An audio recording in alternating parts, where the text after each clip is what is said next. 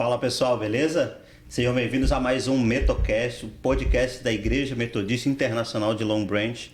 E eu vou te avisar que o nosso podcast hoje está muito bom. Então você já deixa seu like, você já curte, compartilha, manda para todo mundo que você conhecer e ajude a gente nesse nosso projeto, né, de espalhar a palavra de Deus, contar histórias aqui.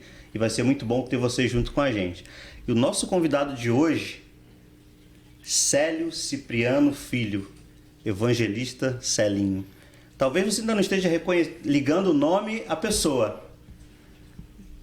Celinho, o Celinho do Fat Family. Eita glória! Que prazer ter você aqui. Seja bem-vindo ao prazer nosso é todo meu. Metocast. Metocast, bacana. Gostei. É tão gostoso quando a gente participa assim de um projeto com o propósito de propagar a palavra do Senhor. Então isso aí nos traz uma satisfação, uma motivação maior ainda. Sim, porque a gente quer ouvir histórias, né? De histórias de transformação, de conversão. E isso tudo pode mudar a vida de alguém, né? Uma história de uma pessoa. Com certeza, né? Com certeza. E queria que você se apresentasse, né? Eu já falei um pouco de você, mas de onde você veio, onde você nasceu? Eu sou o Celinho, Célio Cipriano Filho, evangelista Celinho, do grupo Fat Family. E, na verdade, eu sou nascido em São Paulo, Brasil, e criado em Sorocaba, mais de 25 anos de Sorocaba, que é uma cidade do interior, uma cidade maravilhosa, em que eu tenho um carinho, um amor muito grande. E depois, em 95, 96, a gente montou o grupo Fat Family. Isso que eu ia falar com você. E no caso, antes do grupo você já tocava? Tocava na noite. Sozinho? Na verdade, tocava na noite eu, a minha irmã Celinha, o meu irmão Sidney. E na época, a minha irmã Daisy, que está em memória, e a minha irmã Celinha, elas eram backing vocal do Maurício Matar. Acho que lá para 95, 94, 95. E nessa época, a minha irmã Celinha, ela era casada com um baterista, e esse baterista, na época, ele era baterista do grupo Arte Popular, um grupo de pagode. Sim, do Leandro Learte, exatamente. E naquela época, o baterista, falava pro empresário do grupo Arte Popular, falava assim, eu tenho minhas cunhadas, meus cunhados, eles cantam, cara, você precisa ver e tal, é bonito, é legal. Mas ele te via nas reuniões de família, assim? Na reunião de família. Porque era meu cunhado, sempre estava em casa. Então, na reunião de família, a gente montava aquela banda em casa. Aquelas vozes baixo, maravilhosas, bateria, sincronizadas. guitarra, teclado e vozes à vontade. Aí, o que acontecia? Ele assistia aquilo e falava pro empresário. Aí ele levou pro empresário, o empresário falou assim, então vamos fazer o seguinte, vamos fazer um trabalho. Ele viu a gente cantando, a gente apresentou para ele gostou, ele falou, então vamos fazer um trabalho pra gente apresentar para as gravadoras. Aí a gente fez, acho que uns 4, 5 ou 6 meses, a gente montou um trabalho, colocou um repertório que era a nossa cara, Black Music, Soul Music, esses negócios, Earth in the Fire, essas coisas, Whitney Houston, uns negócios assim, né? Aí, a primeira gravadora que ele apresentou foi a gravadora EMI Music, e na época só foi pra ela que apresentou, eles falaram assim, não, vamos assinar. Aí no caso vocês eram 8 irmãos, né? Na verdade, na família, eram 9 irmãos. 9. E na época a gente apresentou o trabalho com 7 irmãos, que tinha uma irmã que era enfermeira padrão, e na época ela trabalhava acho que 2 ou 3 hospitais. Então ela não era envolvida com a música, ela era cantora, mas ela não vivia da música. Ela vivia do trabalho que ela era formada em enfermagem. Aí ela entrou depois. Ela entrou depois, naquele programa que teve no Faustão, que ele fez uma surpresa. Nem ela sabia, nem nós. Que sensacional. A gente tá falando aqui de 1997, né? Exatamente. Eu não tinha nascido naquela época. Eu era bem jovem. Eu tinha uns 11, 12 anos, eu acho. E eu lembro, assim, que vocês estavam em todos os lugares. Estourado. Era sucesso para todo lado. E no Faustão, e Xuxa e tudo, vocês estavam ali em tudo. É verdade, né? E todas nas rádios, né? Meu pai sempre ouviu muito rádio, então eu estava muito com ele, sempre tocava, Fat Family estava sempre ali.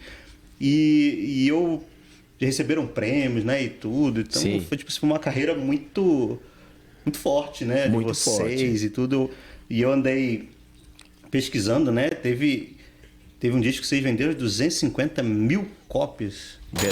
Verdade. 250 mil cópias. 250 mil 98, é isso? 98. Mas aí eu lembro que eu vi alguma coisa na televisão. Eu era muito jovem, né? Então eu lembro que você ensinava também a pessoal a mexer o pescoço, assim. Como é que é essa ali?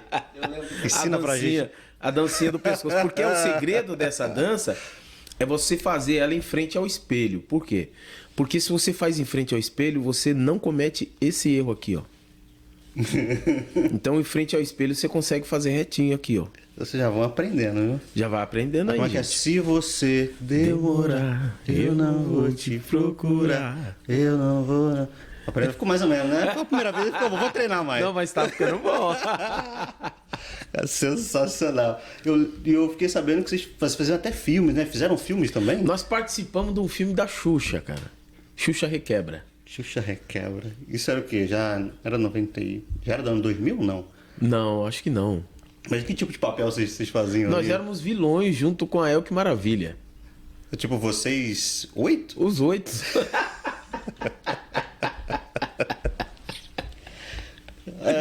Mas Aí, foi muito da hora. Assim, uma carreira, vocês viajaram o Brasil inteiro, né? Vocês fizeram um tour internacional também, na época? Fizemos Japão, Portugal, Espanha, Argentina, Uruguai e mais alguns outros lugares aí. A gente só não veio para os Estados Unidos, gente. Mesmo? Olha isso. Agora eu vim aqui para conhecer um monte de coisa. Mas aí, como é que foi isso, né? Esse boom do Fat Family e tal. E como é que foi depois? Como é que você se converteu? Ou não foi você primeiro? Ou foi... Porque vocês eram 8, né? Como é que foi? Não, na Como é verdade, que foi essa quem se história? converteu primeiro foi a nossa irmã Daisy. A Daisy foi que Que faleceu. foi, exatamente, que é a caçula. Na época, quem ministrava na vida dela era aquele lutador de vale tudo, o Vitor Belfort. Vitor Belfort. Vitor Belfort. Ele estava lá no Brasil e Exatamente. vocês encontraram... Tinha uma Porque amizade tinha com ele? amizade, né? Porque minha irmã era muito amiga da irmã dele que sumiu. A Priscila, sim. exatamente. Hoje não apareceu. Então o Vitor ministrava na vida da minha irmã.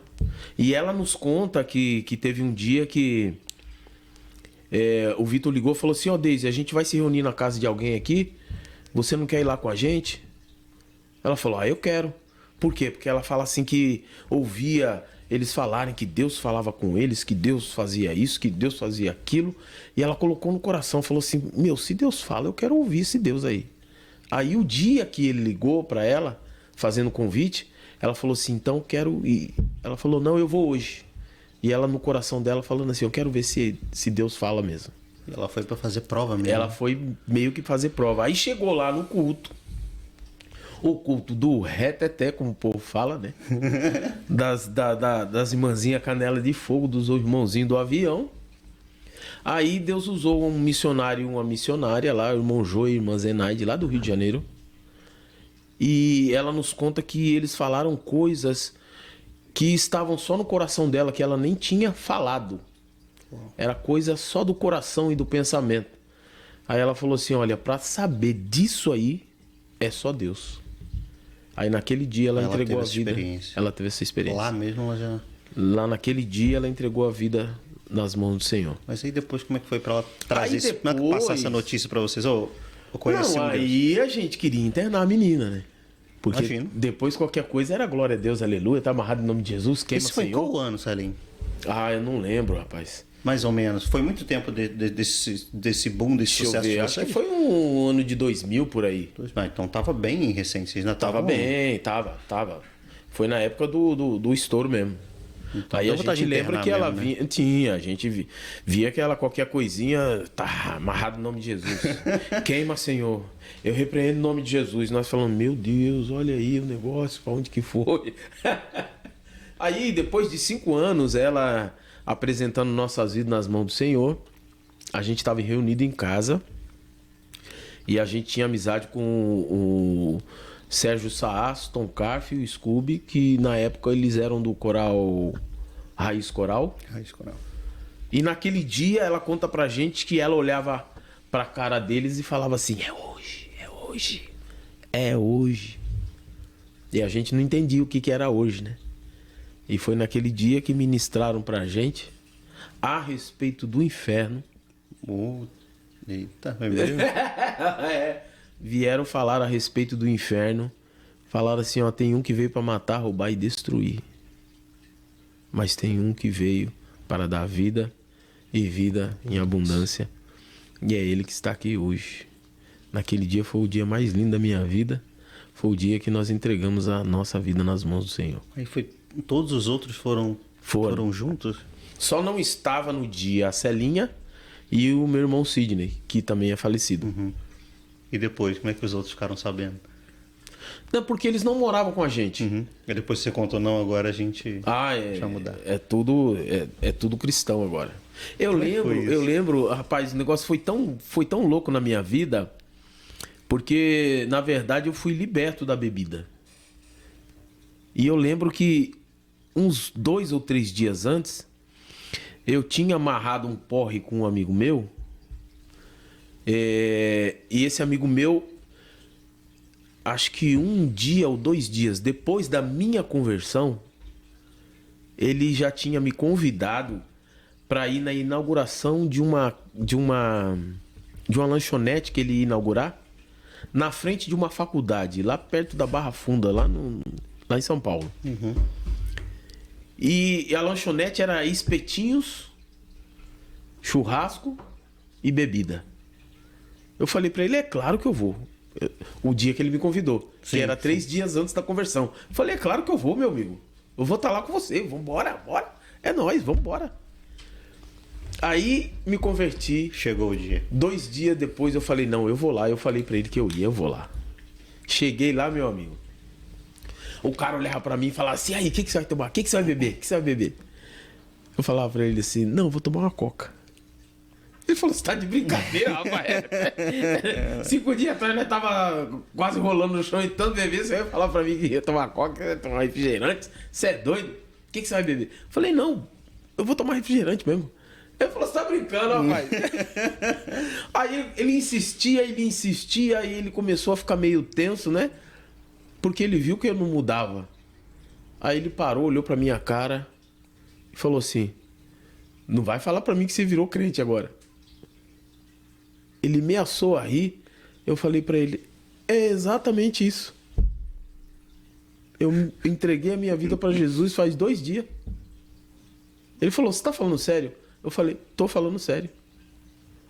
E você vê como é que a coisa é linda, porque a gente sabe que o Senhor se apresenta nas nossas vidas conforme a vontade dele. Sim. É claro que a gente que recebe Jesus, mas é conforme a vontade dele. E aí, depois de um tempo, aquele amigo lá eu não ouvi mais, porque aí os propósitos eram diferentes. Sim. Uhum. O meu propósito era o reino e o dele não estava sendo. Então o Senhor afasta as pessoas da gente.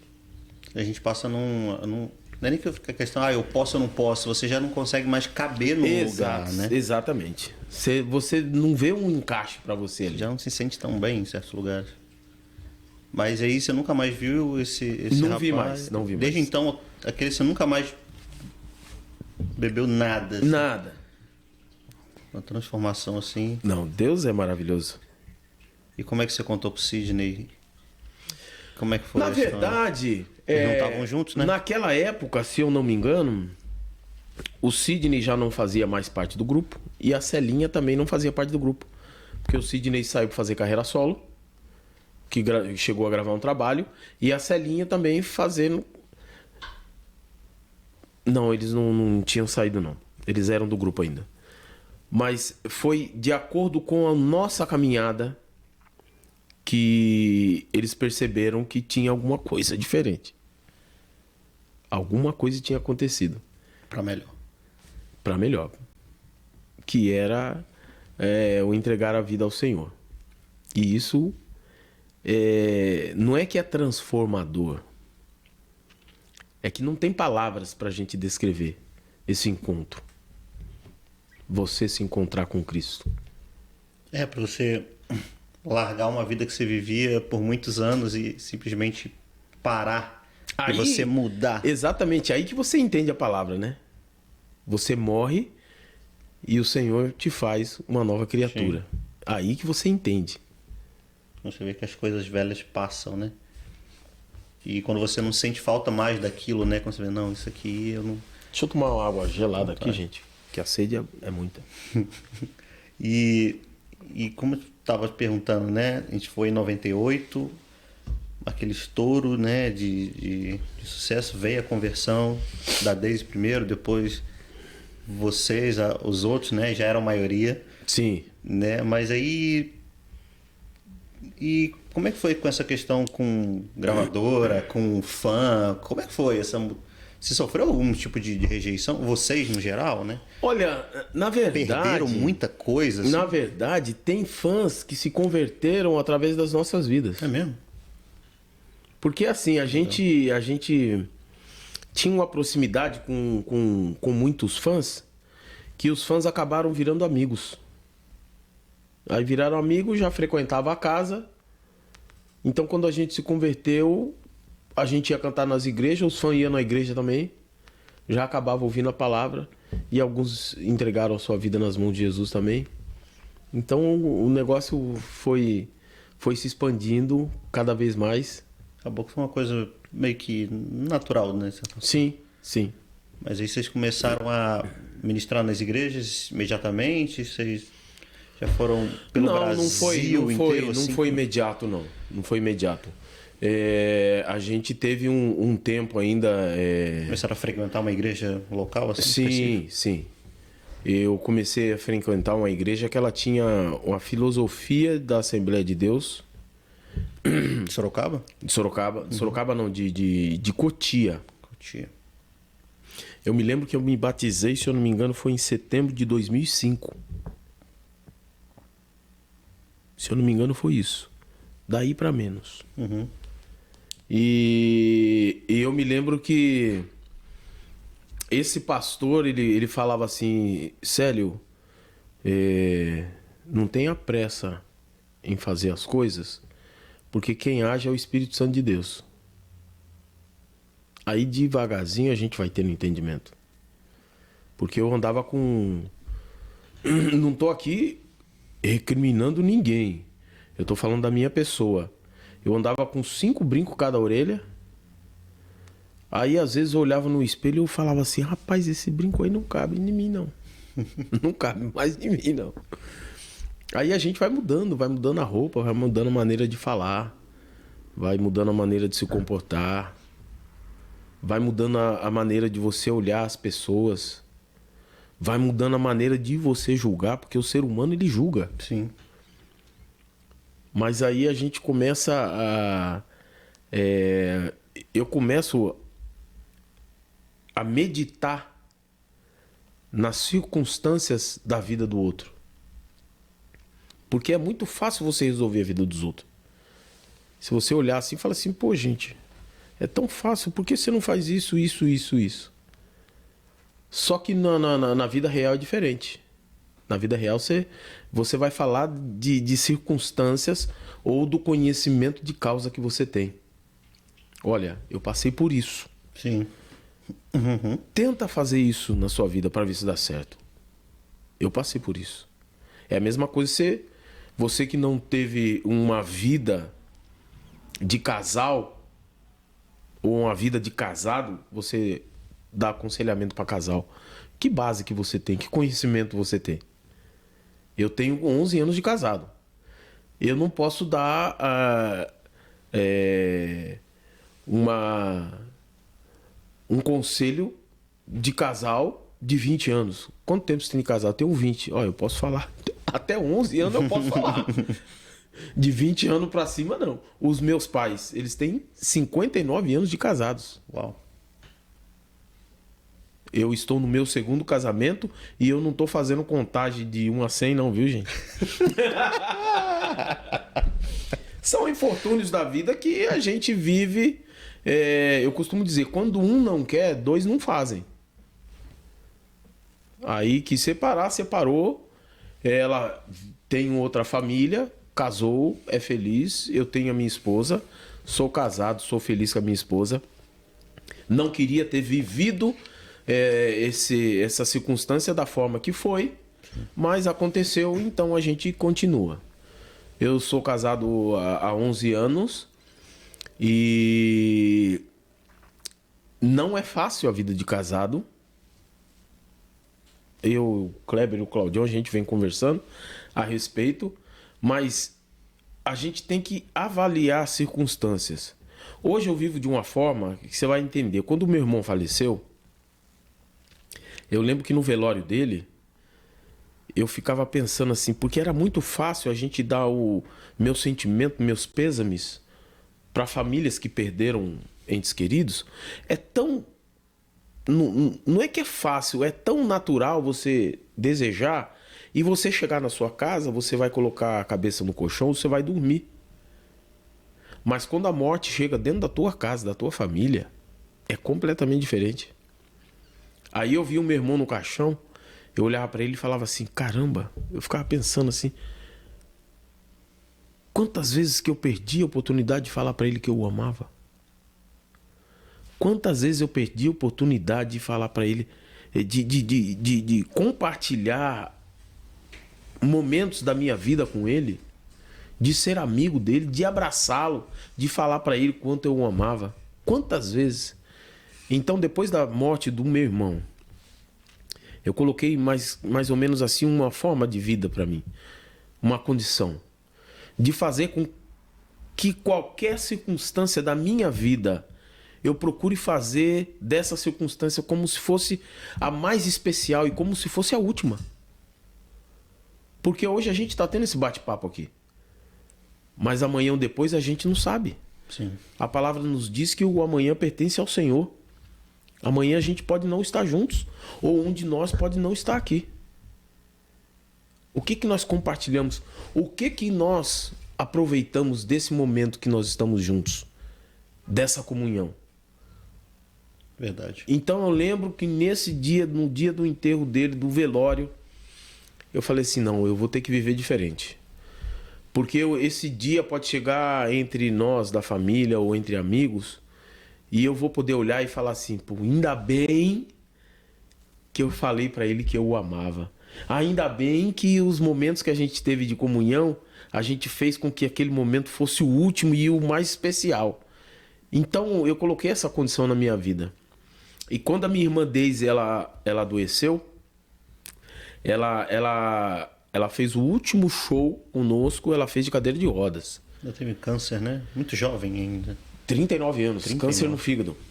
E é assim, ela ficava mascarando a dor. Então ela sentia dor, não falava pra ninguém, tomava um remédiozinho e ia empurrando com a barriga. Aí nesse dia... Continuava cantando. Aí nesse dia aí, ela tomou o remédio não fez efeito. E ela cantou de cadeira de roda. Ela falou assim, aí a gente falou, não, você vai no hospital hoje, sim, vai. Tem que ver o que é isso. Aí chegou no hospital, os médicos foram fazer raio-x, aquela coisa toda. Entrou no hospital e não saiu mais. Aí eu lembro que ela ligava, falava assim, ó, chama o Celinho que eu tô precisando rir um pouco. No leito do hospital? No leito do hospital. Mas aí, no caso, ela não sabia que estava com Não câncer. sabia, ela ficou tomava sabendo. Remédio de dor, normal. Tomava um remédio de dor, um Anador ou qualquer outra coisa. Aí a gente lembra que levamos ela, os médicos fizeram raio-x e foi constatado um câncer no fígado. Aí levaram imediatamente para a oncologia. Lá eles fizeram um exame mais minucioso e puderam ver o tamanho da circunstância, como é que estava, né? E o interessante é o seguinte, que ela fez várias sessões de quimioterapia e o laudo consta que ela não morreu do câncer. Porque do câncer ela foi curada. Ela morreu porque ela não tinha vitalidade o suficiente para reagir. Então ela não tinha saúde o suficiente para reagir. O tratamento, no caso, foi muito forte. Foi muito forte. Isso muito jovem, né? Ela Exatamente, 39 exatamente. anos isso faz o quê? 3, 4 anos? 3 anos e meio por aí. É uma situação muito complicada, né? Muito, de familiar, que a muito, gente, muito. igual você falou, é uma coisa que a gente nunca espera, a gente Dentro não de sabe casa. o dia de amanhã. Exatamente. Exatamente. A gente, igual você falou, eu fiquei pensando, nossa, mas é verdade, porque a gente se compadece com a dor do outro e dá os meus sentimentos e tudo, mas não é a mesma coisa. Não é a mesma Quando o coisa. negócio vem, a gente vê que o chão abre, Abre. né? E se não for a presença de Deus ali para, né, o consolo do Espírito Santo, a gente não. Ali que você vê que verdadeiramente é só o Senhor que pode trazer um consolo. Não tem palavra do ser humano, não tem palavra coloquial, palavra bonita, não tem. É só o Senhor mesmo. Ela ficou quanto tempo no hospital, já que a gente está falando dela aqui? Acho que ficou uns 6, 7 Desde esse meses. último show, assim, 7 meses. Uns 6, 7 meses. Um tratamento direto, não saía de lá. Não saiu. Aí vocês iam sempre lá e ela queria estar com vocês para poder rir, poder. Que coisa. E a gente tinha que entrar forte para tentar ajudar de alguma forma. E era difícil. Se fosse para desabar, que seja depois que fechasse a porta. pra Você ir embora, entendeu? né? Era difícil você engolir o choro, engolir a dor, engolir a tristeza, porque é triste. Sim. Porque eu vou falar a verdade para você, quem é acometido de uma adversidade nesse nível de doença, não é só a pessoa que é acometida, é a família. Sim. E é muito complicado você tratar a família, é muito complicado. Elinho, me conta essa história desse reality show no Japão. O que você vai fazer lá? Rapaz, não, olha, rapaz, eu vou falar uma coisa pra você, viu? Jesus é maravilhoso. No Japão, você vê que os caras têm umas pegadinhas. Eles são doidos, gente. O povo é doido da cabeça. E eles tinham na época um programa. Eles pegavam um artista de uma boa expressão na TV e levavam esse artista para morar na casa de uma pessoa durante uma semana em qualquer lugar do mundo. Olha só. Aí eles foram pro Brasil. E tem um intérprete que tem no Brasil que faz muitos... quando tem alguma coisa entre Brasil e Japão, esse intérprete ele sempre está envolvido. Então é um pessoal que já conhece o intérprete. Aí entraram em contato com o intérprete e falaram assim, olha, a gente quer apresentar esse programa aqui no Japão, mas quer levar o artista para o Brasil para ficar uma semana na casa de qualquer família em qualquer lugar do mundo. Aí o intérprete falou, não, só tem uma família para fazer esse reality show, é Fat Family. Meu amigo, esse intérprete, ele fala pra gente que ficou uns 3 meses tentando entrar em contato com a gente e não conseguia.